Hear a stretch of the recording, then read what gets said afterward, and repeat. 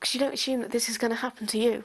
And it's such a rare disorder that you never really think of it in terms of, oh, I should enjoy my life now because when I'm 16, I'm not going to be able to feel these emotions. Not without physical consequences, embarrassing.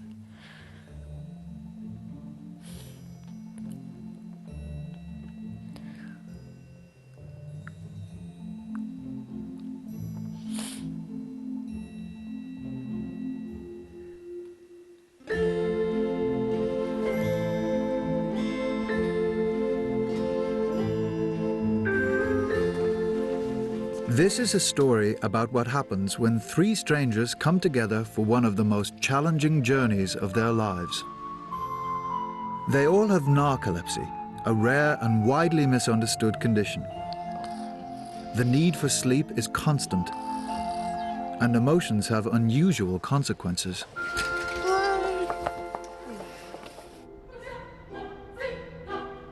But thousands of miles away, a hotel in a quiet outskirt of New York is preparing for an extraordinary event. Each year, the largest group of narcoleptics in the world get together for one weekend.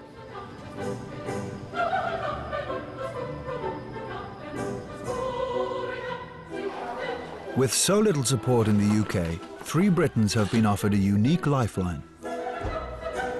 They've accepted an invitation to attend America's Narcolepsy Network annual conference. None of them has met another narcoleptic before, let alone spoken openly about their condition.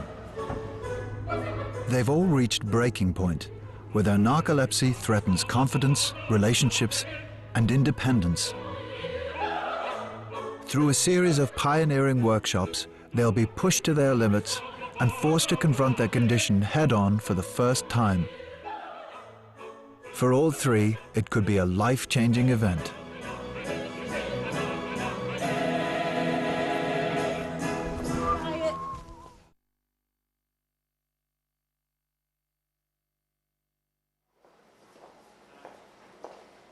Samantha was diagnosed with narcolepsy at 17. Next week, she leaves for the Narcolepsy Network conference in America. Hey, what about that glitzy one for you? I suppose, you knock your head a lot. And sometimes, you're going to unfortunately fall down on a road or, some cement, and that's going to hurt immensely. Showers are difficult, obviously, because I've got to stand up. But then if you take the alternative and have a bath, you might fall asleep in the bath and drown. I'm going to see if I can make it to that seat. She can fall asleep at any time without any warning. For Samantha, ordinary activities like shopping require constant supervision and can easily become a humiliating ordeal. This could last from a few seconds to 20 minutes or more, depending on how tired she is and how stressed she is inside.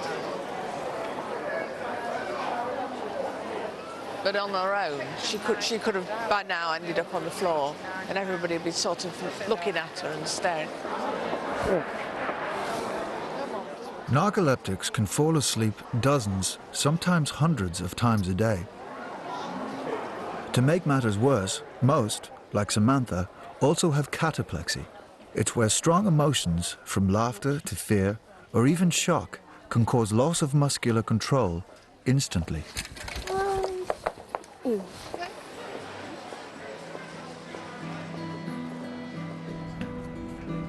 Despite these difficulties, Samantha is trying hard to get on with her life.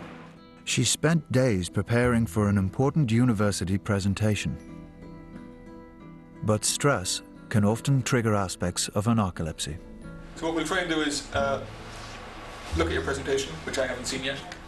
When it is kind of the state's transition towards more participatory government expressing ideals of democracy. So we're going to start off with a little bit of history just to kind of put it in context.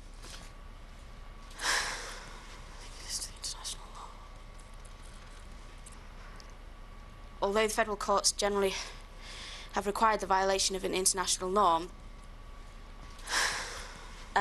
these are not legally frivolous suits. The resulting expanding... Let's finish that off. Sorry.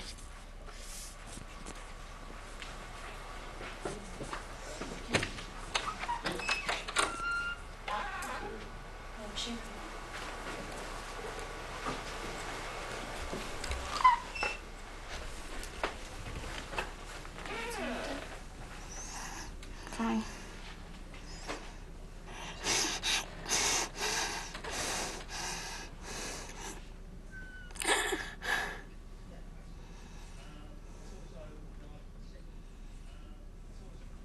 I was tired, really tired. I could feel myself about to go.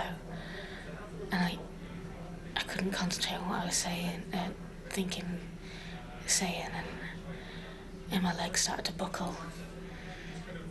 I don't know why I left, I suppose because everyone found out today that I've got narcolepsy. Not that there's anything to be ashamed about, apparently. I know we're not meant to be embarrassed. One of the first things you're told is don't be embarrassed by it because you can't help it.